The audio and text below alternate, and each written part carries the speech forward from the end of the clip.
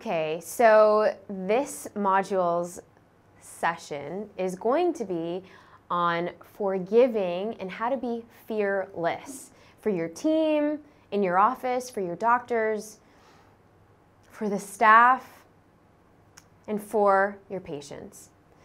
So what do I mean by this? Well, the key characteristic that you're going to take out of today's session is going to be courage, and the courage to forgive and to be fearless.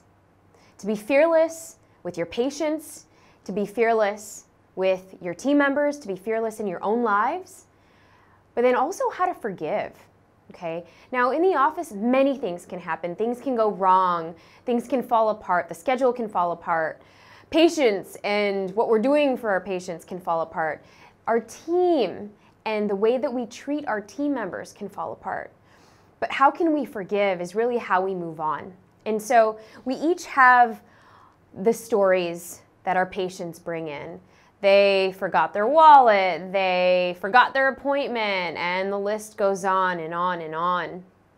We have the stories that our team say, oh, we're not ready for this, or we need more of a lunch break, or the doctors are running late, or we don't have a schedule. There's all of these different nuances, okay? But what you're going to tackle today is how to have more courage in your own lives. Number two, how to decode the big fears of the office, like the big fears of what really can go wrong. And three, how to really handle negativity in the office. And this one's a big one. So for those of you office managers out there, or for those of you who are utilizing this as a training method for yourself, think about how you can avoid negativity in the office. And now, the last two modules, we talked about how to create your emotional toolkit in the office. So when you are having days like the ones that I just described, you can pick from your arsenal on how to create a positive emotional state. Because when we create a better and a different emotional state, just by turning on your fancy song or music that you can dance to, or maybe it's you have a favorite scent. And what I tell practices is have a candle or two that invokes a different, like a peaceful type of scent. And this is so easy, and a lot of times we just fail to recognize what that can do to our states. When you're tired, when you're cranky, when you're hungry, when you can't seem to have a break. But really also it's choosing the attitude. So choosing the attitude. And I know we all have human aspects about ourselves. We all have times where our emotions get the best of us, and that's totally okay. But we also have a choice. We also have a choice whether or not we want to be consumed by those emotions, or whether or not we want to choose a higher level of state, right? Because at the end of the day, who benefits? You benefit, your team benefits, and of course the patients benefit as a result. So what I want to also talk to you about is really uncovering, well, let me ask you this. What are some of the big fears that you have in the office? Some of the largest fears that you have about the office. Maybe it's about your job. Maybe it's perhaps you're afraid that you might lose your job, or there might be somebody else that would be better at taking your job. But really, what are some of the big fears around the office? Is it your patients won't like you, or they won't accept treatment? Or is it that you're not doing something right and you might get reprimanded by your doctor?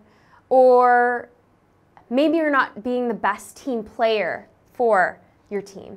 Whatever that looks like, I want you to write down and make a list of some of the big fears. And I want you to, this week, share that in Huddle with some of your other team members. You'd be surprised at how many other team members probably have some of the same fears. And some of the same fears that I can see throughout the dental offices are ones of, is a patient going to write a bad review? If we don't take the patient, are they going to leave the practice? Okay? And these are all of these limiting beliefs and fears that we have, right? But what if, when you learned in Module 1 to be authentic, to be truthful, okay? To live within what you want to showcase in the world, within your practice and for your patients, we don't worry about some of those external fears. and we just focus in on what value we want to provide for the patients, what value we want to provide as our role in our teams. So each and every one of you in your teams have a specific role. You all have a unique ability, and that's why you come collectively as a team, to serve the patients, to serve your community, and to make their lives much better, right? Let's not forget that big goal. So these negativities or these big fears that we have of the office, we want to be able to have the right patients. And so if you are going to have one of those PITA patients, and you know what I mean by that, the pain in the butt patients, the ones that you have a red flag sign every time they come up or come into the office, the ones that take so much of your time, the ones that reschedule and cancel, and they make every single excuse not to pay their bills. Well, how do we take advantage of that, and how do we take control of that, and how can we learn from that? And throughout these modules, you'll gain a little bit of an insight and gain perspective on how you collectively as a team can talk about navigating some of these things, because during the hustle and bustle, during the course of the day, it's so busy and you don't really have time to really think, and I understand that. But when you're doing this at home or doing this during your lunch break, or maybe just listening to this playing in the background when you're cleaning up after hours or whatever it may be, think about how you can use courage and really stand up and take a stance. And share this with your doctors, because at the end of the day, you want to have less stress. At the end of the day, you want to have more time for your teams and your families. At the end of the day, you want to be less overwhelmed. And when we have so many different things to do and we have to check them off the box every single day, we forget about the things that happen during the course of the day. But guess what? The same things happen over and over and over again. So it's up to you to really take that and then make better decisions as a result. So how are you going to fear less in the office? How are you going to take courage to the next step with your other team members? And how are you going to forgive? And this is a big one. How are you going to forgive? There's so many things that happen in the course of the day. Maybe you didn't get a lunch break, or you're working double time, or they put another patient in the schedule and you're absolutely going bonkers. At the end of the day, your biggest mission for the office is how to serve the patients, no matter what, right?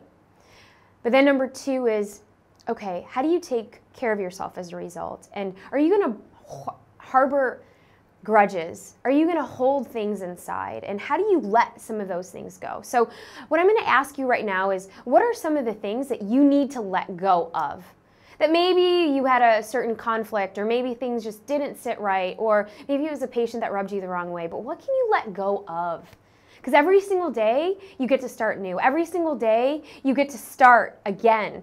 Every single hour, every single minute, you can get to choose a different thought, a different way that you're going to react, a different way that you're going to act. And what does that really look like for you?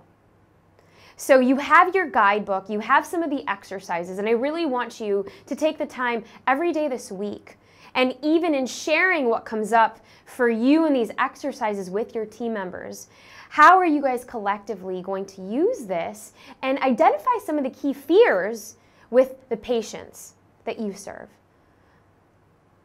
And share that. And if you have to re-listen to this, go ahead, because this is so, so vital to your growth as a team.